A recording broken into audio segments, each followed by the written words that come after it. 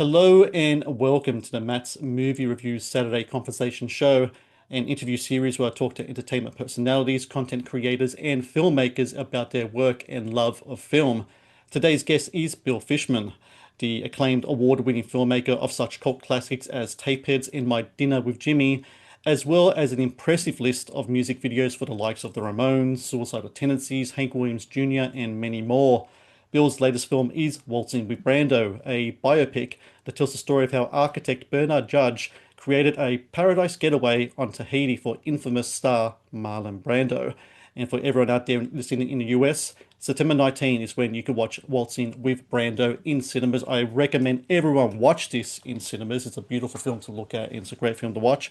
And Bill Fishman, I thank you so much for joining me. How are you? Thank you. I'm good. Yes, it's very exciting that we're actually making it to, the big screen because although of course everyone's watching a lot of, their entertainment on smaller screens, we always had this film, I've always had this film conceived as a sort of a mini, vacation, if you will, that you could Mm. experience this once in a lifetime sort of journey that Bernard took. And one of the most, beautiful places on earth that I know of, Tahiti. And you can really see it because it's all real. We shot it there, you know, not CGI or whatever. And I mean, you're in Australia, right? Yes, sir.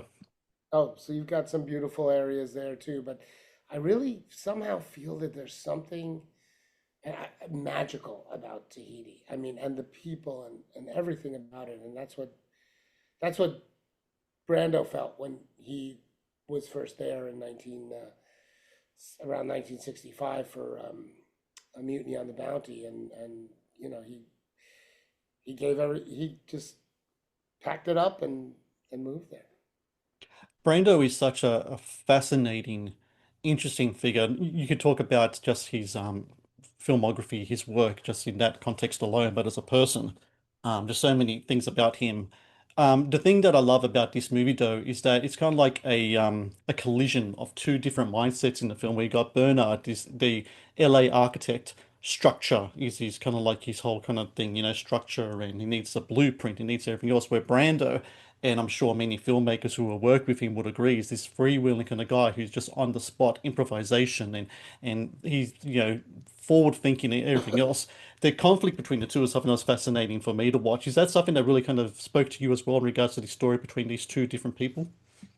Yes, the way the script came about was I had just seen the book on Amazon that Bernard had written, titled Waltzing with Brando, and it was just a beautiful, coffee table book where it was his photos from that he took in that time from 1969 to 1974, and it's kind of sat on my table for 6 months, and it took me a while to actually read the book. And when I started reading it, I noticed the sort of collision of the two ideologies.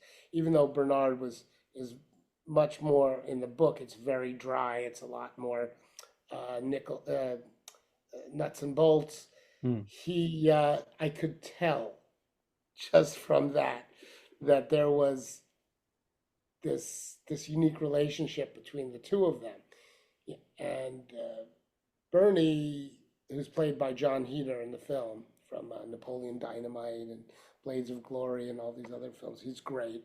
And he, was in over his skis, so to speak, with this job that he got. He felt that he was the master of this kind of thing because he had built different types of geodesic domes, and he was using new materials at that time, and he was embracing all of the new modern scientific uh, aspect of architecture, design, yeah, and was interested in building sustainable, low cost structures in different places in the world, but he'd never had a chance to do it. and he got this job kind of out of nowhere, and then he was tasked to do it with no impact on the environment. Mm. Brando was so ideological at that time that he the word green wasn't really a word that was coined at that time, even sustainability.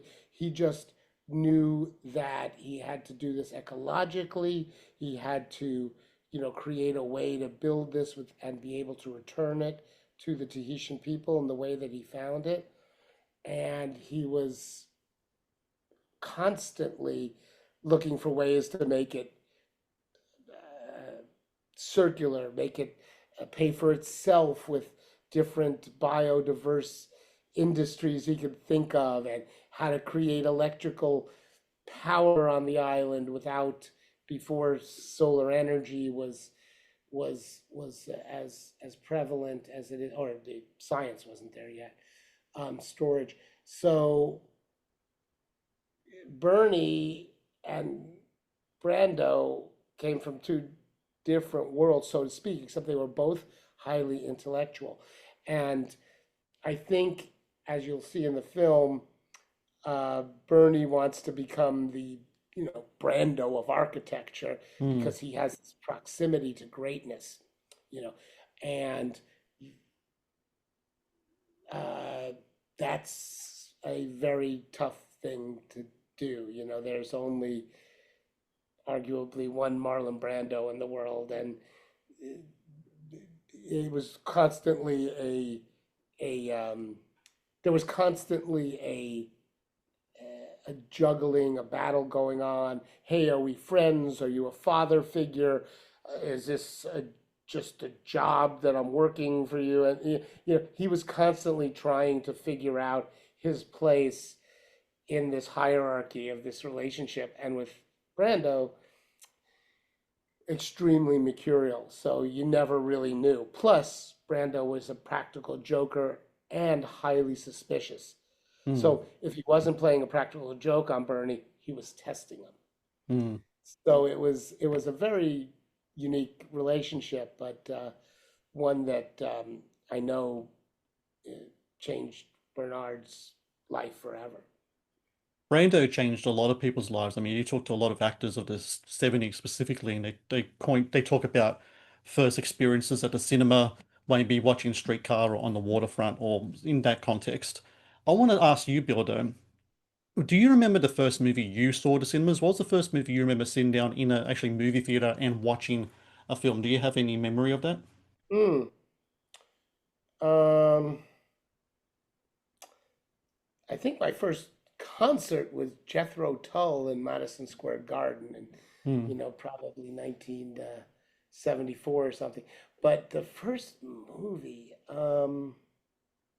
wow. I mean, I remember the first movie that I went to that re really was perplexing and kind of changed my view on movie making, though I didn't realize it. I mean, I wasn't a movie maker at that time, but the films of Stanley Kubrick, I think specifically it was Barry Lyndon, Hmm. uh, that my dad took me to.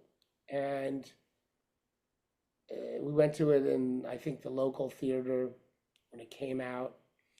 It was starring Ryan O'Neal, who was, at that time, like Tom Cruise, I guess, the most popular, actor. And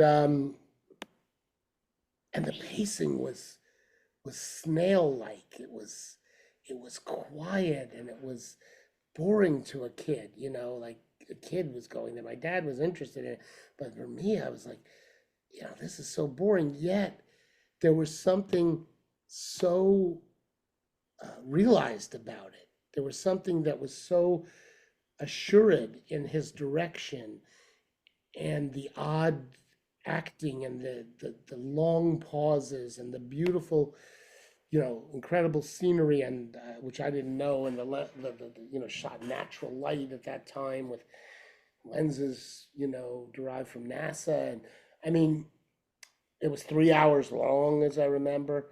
It was really something I couldn't really like recommend it. Like, hey, you got to go see it. But somehow it's a movie that stayed with me. And then as I watched it in film school or getting older, you, you realize so much more and the brilliance of it and the control and I mean, the director's, vision and hand and artistry and technical artistry. So I think in some way, that film and the other films of Stanley Kubrick perhaps were the most influential to me.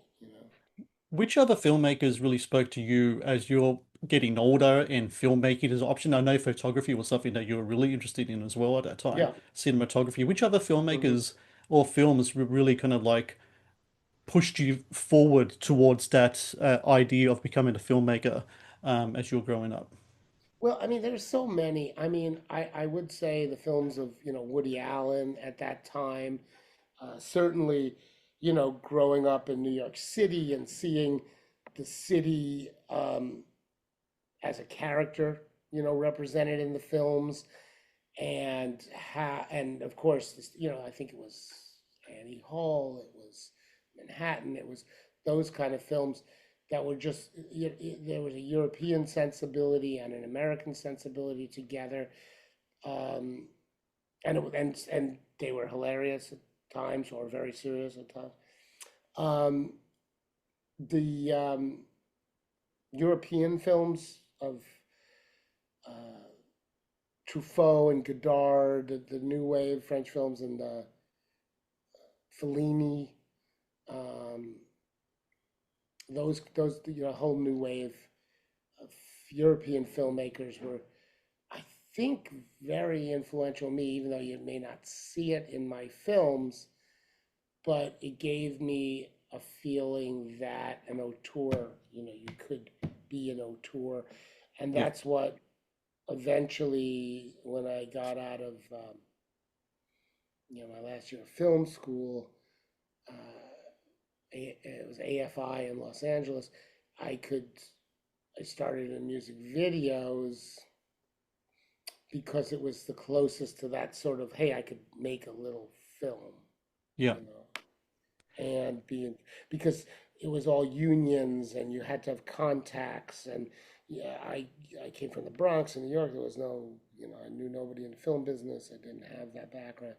So this was a new area, and I always loved music. And so I think becoming a filmmaker, I think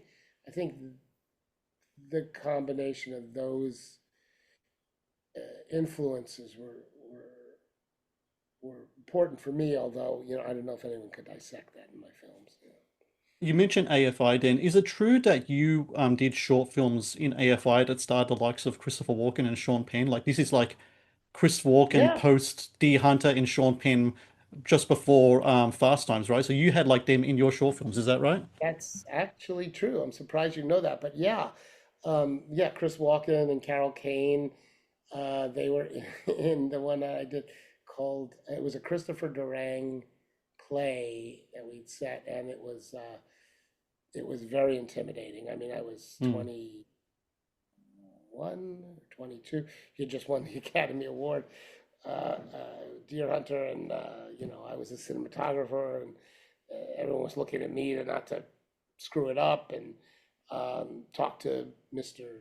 Walken, look here, and it was it was, but he was great, and he was super open, and he was kind of having a good time, and he was asking me questions Hmm. because he was like, hey, why should I be looking there? And everybody freezes and they're looking at me like, okay, you're screwing it up the whole.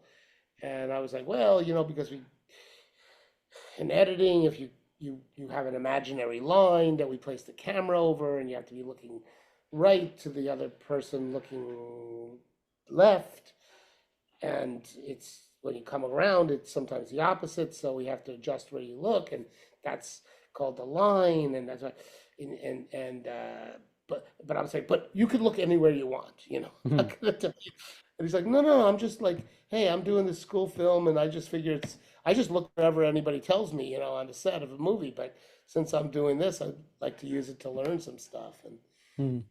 yeah, and Sean Penn was in another one that we did called Beaver Kid, and you know, he had done Fast Times at Ridgemont High, but that wasn't out yet, and Bad Boys, but that wasn't out yet. So um, yeah, he, you know, became friends. He, you know, slept on my couch and during takes, I mean, between takes, and he was great in the piece, and we had him. It's funny, we did some method stuff that you know, because he also loved, you know, method acting and Brando, of course. And Mhm. so when we auditioned him, I played the his love interest against him in the audition. And we're like, okay, thank you, Sean. You know, he was the last person the last day, and thanks, man. You know, we'll be in touch. And he said, hey, I think he got the sense that maybe, I don't know, maybe he wasn't going to get the role, or maybe it was, you know, just fine. He said, why don't we do this? Why don't we walk around the school, which was AFI, and I'll play your cousin from Beaver Falls, which is where the character took place, and just, you know, I'll just walk around and I'll be that guy, you know, and see how it goes. And we were kind of like packing up for the day, so we're like, okay. And we walked all around the campus, and he was introducing everyone, and I was like, yeah, I'm their cousin from Beaver Falls, and I'm in Hollywood. It's so great. And he did this, you know, it was the role. It was incredible, and that's what got him the role. But yeah, I mean, you couldn't do that now, but it was great at that time. Yeah. Hi guys, Matt here from Matt's Movie Reviews, letting you know that the Matt's Movie Reviews YouTube channel has launched channel membership. This provides exclusive videos and other cool stuff as well for all channel members. It's under one tier, one price, and with that one price you get exclusive reviews. For example, I'll be going through the American Film Institute's top 100 movies. So every week I'll do a new review based on that movie list. You can get exclusive reviews based on your requests. Request a movie review and I will review it for you. You'll also get exclusive content for behind the scenes stuff as well. You also get exclusive interviews that I haven't posted yet as part of my podcast, like older interviews with Academy Award winners and other great filmmakers and actors as well, and a bunch of other cool stuff as well. I hope you can all join up, be part of this great experience I have an offer for you. Support indie content creators, support a movie critic like myself who is trying to make it through the content creator space. Matt's Movie Reviews YouTube channel memberships. Please join and get some great exclusive content. I want to play this game I like to play with my guests. It's called Choose Between Two. What I'm going to do, Bill, is just give you an option between two things. You're going to choose which one you like, and you can elaborate on it as well. Are you ready to play? I think so. Well, the first question is just a simple one, really. Um, you're watching a movie and it's got effects in it. Do you rather watch CGI or practical effects? I probably would say practical effects, but I prefer CGI if you can't tell. Hmm. Sometimes it's hard though with the CGI over time. Totally, Um, yeah. yeah. Favorite movie city to watch on screen, New York City or Los Angeles? New York City. Is there something that, it's really interesting, and I agree as well. There's something about New York, and I don't know what it is, and maybe it has to do with there's this distinct elements to the different boroughs of New York, where it seems like anywhere you can go in that city, it's got a different flavor, and there's different kind of cultures and stuff that kind of speaks. That's something that kind of speaks to you as well when watching a film about New York, that any place in New York could be used for any kind of film. You can walk through New York and almost be like in five or four different worlds, like within one day. What I like about watching films in New York is just nostalgia. I was Mm, born in Greenwich Village and lived in Manhattan in the Bronx, and Um, Even that, I was just watching a film simply because it was based in Staten Island. And I think I've been to Staten Island twice, once on a school trip as a kid, and once I was filming a concert for PBS in a theater there. So it's always exciting to me because sometimes you live in the city and uh, you get to you get to experience it again, or sometimes for the first time. Um, do you rather watch movies through physical media or through streaming? Um, I prefer physical media, like a movie theater. I have this one in my house as Hmm. well, small. But and I love watching it. I love watching in a theater. I also love in a theater when there's people there. Yeah. When it's a full theater. Um, it can be depressing to see a film in a theater, empty theater, for me. Last one, you're in that theater. What's your go-to snack? Popcorn or candy? Okay, popcorn, absolutely, no question. Is is there a way Easy you choice. like your popcorn? Yeah, sure. I mean, a little butter and a little salt is great. I want to talk about your career with music videos. And in a lot of ways, this kind of started Fallout Films as well, right? Because institutionalized when you made that film, wasn't Fallout Films kind of created as an independent production company to kind of get that thing going? Is it true that around when you came up with the idea to do the film clip for Institutionalized, you kind of met the producers of Repo Man and you said, "Hey, this song's in the soundtrack. I can make a music video for this," and it kind of that kind of like started the whole process of you getting into music video production. It funny enough, it didn't start it. It was, I think that video was maybe my second music video. Okay. I literally started a company, I still remember, called Rap Beat Productions. That Okay. was before Fallout. And with another, friend, student, went on to be a producer at Warner Brothers. But we started, and we were talking, we were trying to get music video jobs, much like Ivan and Josh and Tapeheads. And he went and I think took another job or something. So Rap Beat, folded after, and I moved into the uh, basement of my mom's restaurant in Santa Monica. It was really the literally a 6 foot high ceiling or something where we stored the food and the wine and stuff. And I made a little office for myself in there, and we started a production company. And everyone said it looked like a fallout shelter, so Hmm. that's why we called it Fallout. And then the first band, and I started that with a friend of mine from classmate from AFI. And the first video I did was for a band called the 3 O'clock, Okay. uh, and the song was Jet Fighter, and it was a sort of a, I think they called it, I don't know, they called it, they had a term for it, but it was kind of uh, like 60s pop come Los Angeles. There was kind of a crowd of people. The Bengals came out of that, um, and I did the first videos for them called it was called Jet Fighter, and I don't know if you can find it anywhere. I probably can. The 3 o'clock, and then that label was a small label in the Valley. Lisa Fancher's called Frontier Records had another band, and that band was called. It had a few bands, but one was called Suicidal Tendencies, Hmm. and so that was how I got the job to do um, suicidal tendencies institutionalized. So I actually was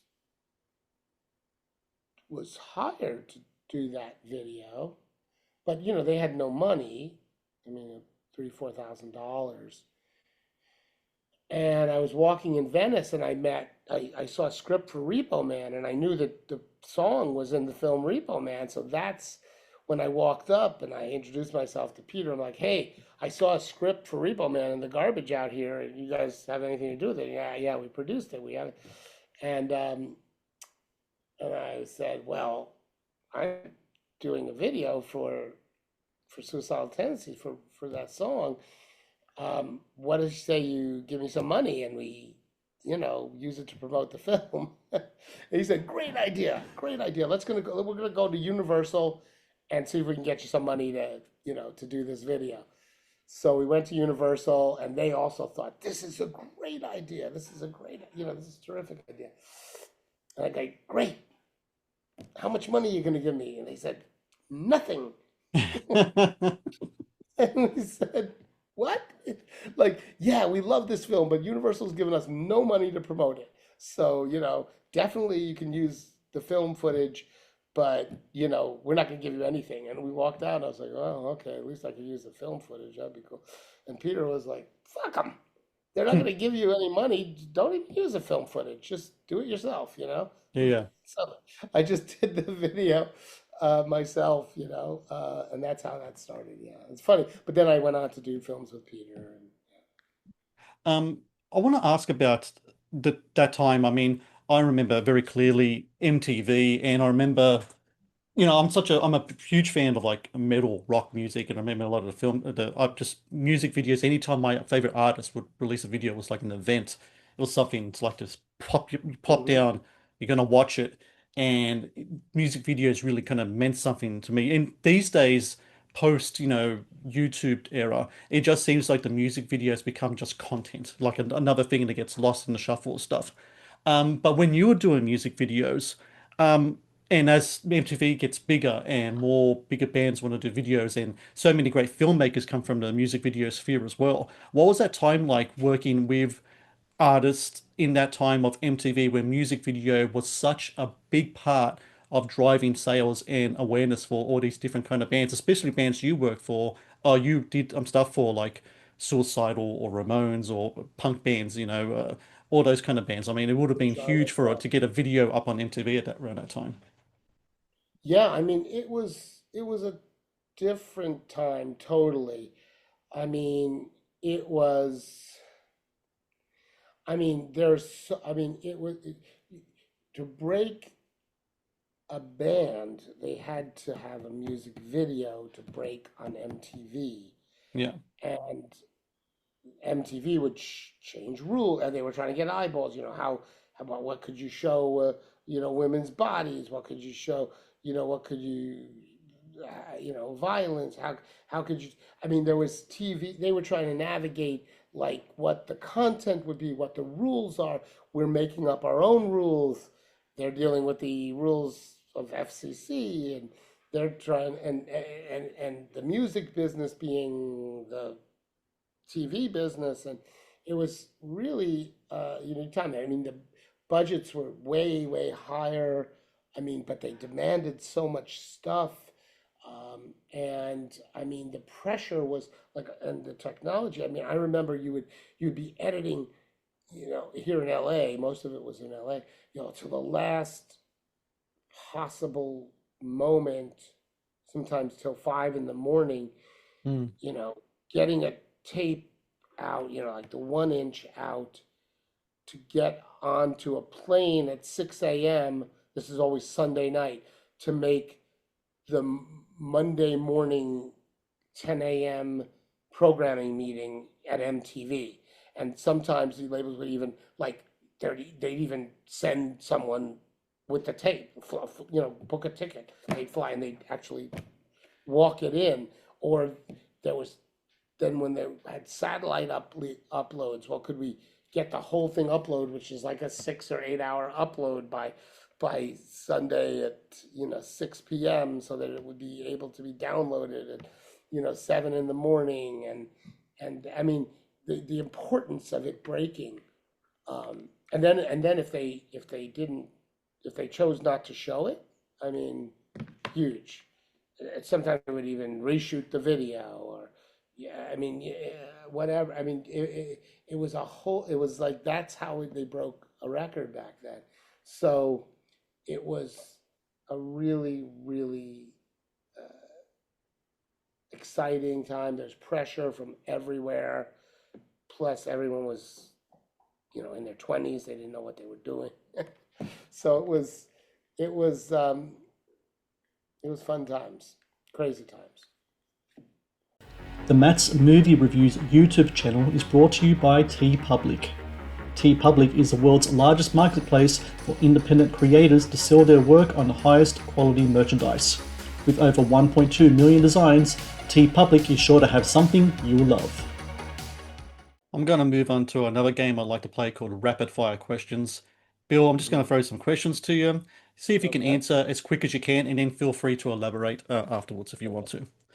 All right, so my first question, just on that vein of music videos, do you have a favorite music video that you've watched? Not one of yours, but someone else's. Do you have a favorite music video? No, but I have a lot of favorite videos.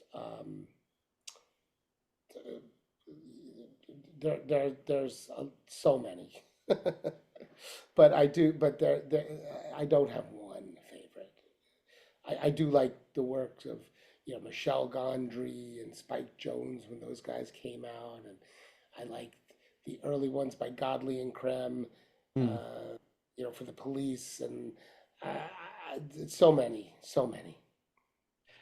Do you have a favorite Marlo Brando film? Oh, that's tough. Favorite, for Marlon, I, probably, probably on the waterfront. Um, but that's tough. There's, or yeah, there's so many. Love on the Waterfront. To this day, I think some of the best acting of all time in that film. Um, is there an actor that, alive or passed on, that you would love to direct? Alive or Or what or do you? or or dead? Is there someone, anyone that Oh, you would love to directed? oh, sure. I mean, alive or dead. I mean, I think. Oh God, these are tough questions, but I I loved Peter Sellers Hmm. as someone that, or potentially, um, uh, you know, I had so many.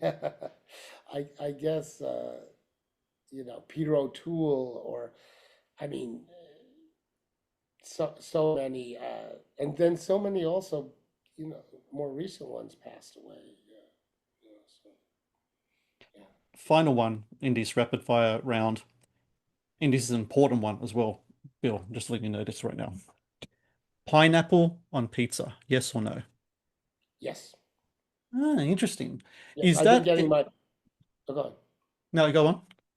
Yeah, I've been getting my pizza game way up. I have a very nice wood fire pizza oven in my backyard, and I'm doing an amateur pizziola, and I wanted to resurrect the Hawaiian pizza, and so mine, I take fresh pineapple, and then a prosciutto, and uh, it's tomato sauce, and it's surprisingly a huge hit. Is that more of a LA pizza thing? Is New York kind of into the pineapple on pizza thing? Is that more kind of like It's the coming big back all states? over. I mean, if I read pizza blogs, and Okay. I'm a little obsessive about it. So it's been coming back. It's called a Hawaiian pizza, so I guess because pineapple's from Hawaii, I don't know. But it's not a typical New York thing at all. But they have them. I know in the Midwest they like them a lot more. But if you're ever in LA, maybe I could. maybe we could get together. I could make you one because it's still hard to convince some people. Well, I am a anti-pineapple on pizza person, but I'm going to turn you over. I will have your pineapple on pizza, definitely. Because it Guaranteed sounds after you nice. have it, you're going to enjoy it. Guaranteed. I'll make you an aficionado too. Okay. All right. I bet we'll put it down for a future meeting of pizza minds here. Got Um, it. I just want to wrap this up. Just want to talk about Brando, not essentially him as an actor or anything else, but kind of like what he kind of represents in kind of like being such a unique individual. Brando was someone who kind of stood out. He was a man of his own, and it seems to me that, especially, I don't know, maybe the post social, like in the social media times, that trying to find this kind of unique individuals, kind of like a Brando or other artists of that ilk, is very rare to find. I think people are so careful now to kind of place a kind of like shell around themselves to not, let themselves kind of be who they want to be. They have to perceive themselves to be something, so they can protect themselves from all sorts of, I don't know, personal attacks from social media, what have you. Brando didn't care in one way, and he's going to be who he was, and he was who he was. Um, do you think we'll ever see a person like Brando again, the kind of person who could, you know, approach his art, approach his life, his lifestyle in such an unconventional, but also unapologetic way? Or do you think we've kind of gone far from that now these days? Yeah, I mean, times have changed, and I think, uh, acting style and lifestyle, perhaps you can. I mean, I know other actors were obviously, everybody from Sean Penn to Leo DiCaprio to Johnny Depp. I mean, lot, lots of actors have, uh, Johnny Cusack and Tim Robbins. I mean, it doesn't even have to be, you know, he's an icon to them. So I think that you will get people that still will be influenced by him on that level, for a long time. I don't know, however, after doing a lot of research, reading all books, speaking to, I don't know, maybe 30, 40, 50 people with anecdotally, who met him, worked with him at that time. He's like lived like seven lifetimes Mm. of a normal person. I mean, even from what Bernie told me, he couldn't sleep at night. He was on the, the he was on shortwave radio to president and to NASA and to all over the world. I mean, to Gandhi. I mean, everyone would take his call, and he would his his thirst for sort of knowledge and equality, and yet being so troubled, having loving women and also having such a complicated relationship with them and himself and his body and uh, excesses and constant, but being brilliant, but also being, mad. I mean, he had so, I don't know. I can't imagine somebody that could be as unapologetic today in the way that he was, because there is no there's no privacy. Everyone's commenting on everything. And frankly, I don't know if you could be respected as much for the things you do almost today. Mm. There's constantly somebody that's It's a constant criticism, yeah, isn't it? It's like a constant tidal wave, yeah. criticism. And he didn't care about that. But I think that, um, I mean, he knew he was a celebrity, and sometimes he would stay out of things because he didn't want celebrity. I mean, I don't think there's as many people now, even because of you have your own Instagram account or whatever.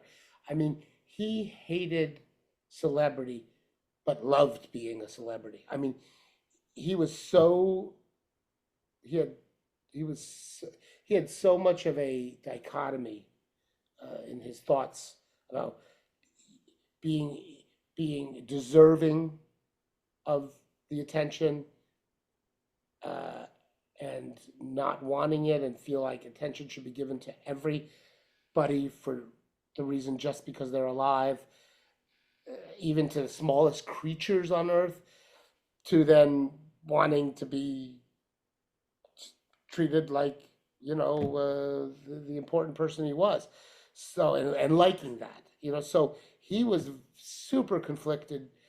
And yeah, I don't know, I don't know. I don't know if anyone could be like that now. I'll tell you, one in not even one in a million, one in a billion. Marlon Brando was, um, and I was saying to a friend of mine on one of these shows actually that Marlon Brando kind of reminds me of Wilt Chamberlain in a sort of way, in that he's one of the greats to ever do it. Scores 100 points in a game, but when it talking about the greats, his name goes missing for some reason. And I think Marlon Brando, for some reason, sometimes that happens too. But I think he's like, in my opinion, the most influential actor of all time. Just there's pre-Streetcar and post, and I think that is just, and it's still to this day, you still feel the ramification. And for everyone out there listening, Waltzing with Brando, September 19 in cinemas across the US. Like I said, go to the theater, watch it in a theater, and I guarantee you, after watching the great imagery in this film, and watching this movie, that afterwards you want to go out and get yourself a slice of Hawaiian, because you're going to be in that kind of mood afterwards. And Bill Fishman, I thank you so very much for your time today. Thank you for answering my silly questions here. And yeah, congratulations with the movie. It's a great film and a pleasure to talk to you. It was a lot of fun. Thank you. Thank you for watching the Matt's Movie Reviews channel. Please subscribe for more reviews, podcast interviews, and exclusive content.